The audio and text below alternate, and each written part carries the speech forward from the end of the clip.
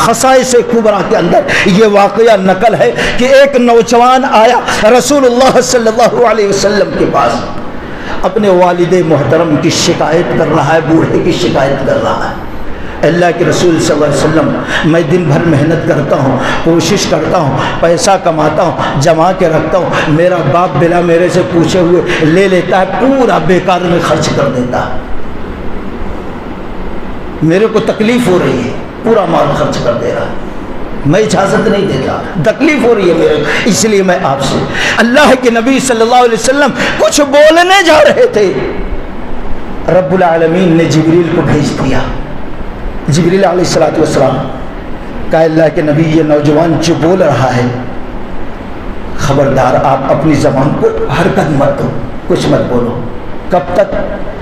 دیکھو اس کا والد آ رہا ہے بوڑھا وہاں پہ، جب اس کا باپ آ جائے اس کے بوڑھے باپ کی بات کو سن لینا، جب زبان کو حرکت دینا، ورنہ بولنا نہیں، گرچہ شکایت کر رہا ہے۔ آ گیا بوڑھا، اللہ کے نبی کے پاس سلام کر کے بیٹھ گیا، اور چہرہ لٹکا ہوا، رنج غم کے آثار ہیں اس بوڑھے کو۔ کہنے لگا اللہ کے رسول صلی اللہ علیہ وسلم مجھے خبر ملی ہے یہ میرا بیٹا آپ کے پاس آیا ہے شکایت لے کے کہ میں اس کا مال لے لیتا ہوں، خرچ کر دیتا ہوں۔ یہ بچہ تھا، چلنے نہیں آتا تھا، بوڑھا تھا، اللہ کی قسم ایک کپڑے میں پیشاب کرتا تو بدل دیتا تھا، دوسرا کپڑا پہنا، روتا رہتا تو میں سینے سے لگا لیتا تھا، کندھے پہ بٹھا کر گھنٹوں اس کو پھراتا تھا۔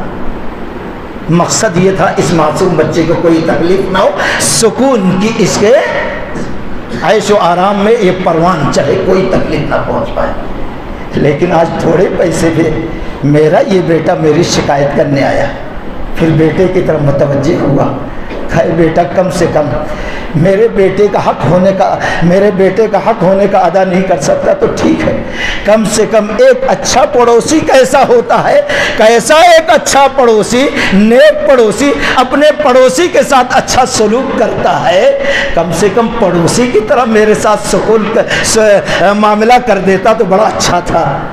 بیٹے کی طرح تو نہیں بن سکا تو نہیں بن سکا، اچھا پڑوسی تو بن جاتا۔ اللہ کے نبی صلی اللہ علیہ وسلم نے اس بوڑھے باپ کے جب یہ انداز دیکھا، یہ تکلیف دیکھی، تو نبی علیہ السلام کی آنکھوں سے آنسو جاری ہو گئے۔ آپ نے روتے ہوئے نوجوان کی طرف غصے کی نظر ڈالی اور کہا انت ومالک لابیک، اے نوجوان سن، بوڑھے باپ کی شکایت کر رہا تھا، تو بھی اور تیرا سارا مال بھی لابی کے تیرے باپ کے لیے ہے۔ سوچو کیا مقام، آج ہم 1000-2000 روپیہ دینے کے لیے بابا کو ترسا دیتے ہیں، تڑپا دیتے ہیں۔ ماں دیکھتی رہتی ہے بیٹے کو کب تنخواہ ملے گی، بابا دیکھتا رہتا کب میرا بیٹا 1000 روپیہ میرے ہاتھ پہ رکھتا، ان کو ترسنا رہتا ہے۔ آپ کو کبھی رونے نہیں دیا اس نے، کیسی زندگی دی ہے خود تکلیف اٹھا کر، آج پیسے کے لیے کتنی بدبخت بد نصیب اولاد ہے۔ اللہ کے نبی صلی اللہ علیہ وسلم نے فرمایا بد دعا دیتے ہوئے جس شخص کو بڑھاپے میں ماں باپ مل جائیں، ان کی خدمت کر کے وہ اللہ کو راضی کر کے اپنے آپ کو جنت کا مستحق نہ بنا دے، اللہ اس کو تباہ و برباد کر دے۔ جنت آپ کے پاس ہے، ایسی ہستیاں آپ کے پاس ہے۔ مولوی صاحب کے پاس جاتے ہو، ان کے پاس دعا کرو مشکل دور ہو جائے گی۔ رب کہتا ہے، نبی کا فرمان ہے کہ روزے دار کی دعا رد نہیں ہوتی اور ماں باپ کی دعا رد ہے۔ سب سے بڑی بزرگ ہستیاں تو آپ کے گھر میں موجود ہے، دعا لو اللہ کی قسم، ماں باپ ہاتھ اٹھا کر دعا دے دے یا بد دعا دے دے تو ان کی دعا اور بد دعا رب العالمین خالی نہیں جانے دیتا ہے۔